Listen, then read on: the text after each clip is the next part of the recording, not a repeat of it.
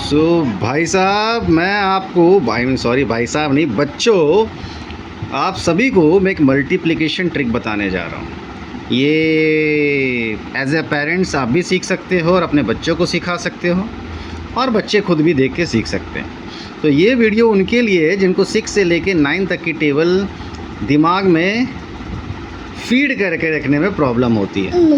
एक मिनट। तो as you can see कि मैंने उंगलियों में दोनों हाथ के फिंगर्स में नंबर्स लिखा है, स्टार्टिंग फ्रॉम 6 to 10।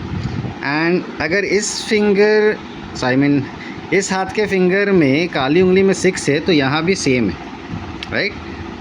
ऐसा नहीं कि आप इस हाथ के उंगली में 6 लिखोगे और यहाँ पे कुछ और नंबर लिख दोगे तो प्रॉब्लम होगा। दोनों साइड सेम होना चाहिए, राइट। अभी जैसे मान के चलो,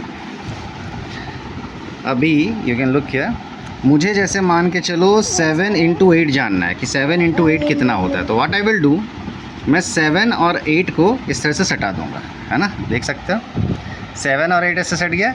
अभी 7 8 जा, चलो बहुत जन को पता है कि 56 होता है, लेकिन इस हाथ में इस उंगली के द्वारा हम 56 निकालते कैसे आएगा। तो 7 और 8 को आपको सटा देना है। अब ये जो लाइन है, दिस इज़ बॉर्डर लाइन।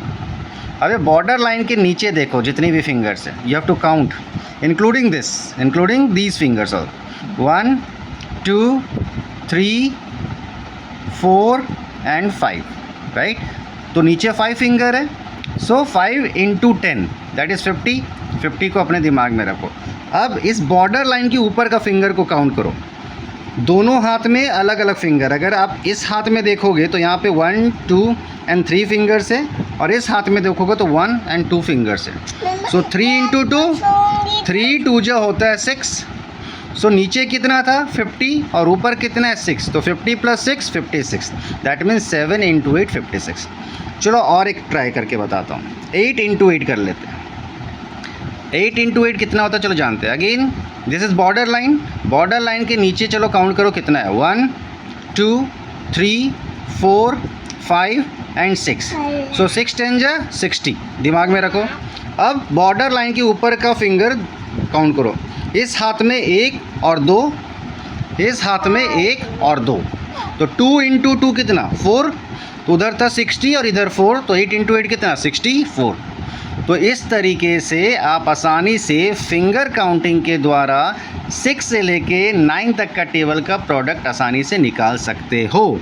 तो होपफुली आप कुछ सीखे हो और आपको वीडियो अच्छा लगा हो, तो please you know what you have to do, please, है ना।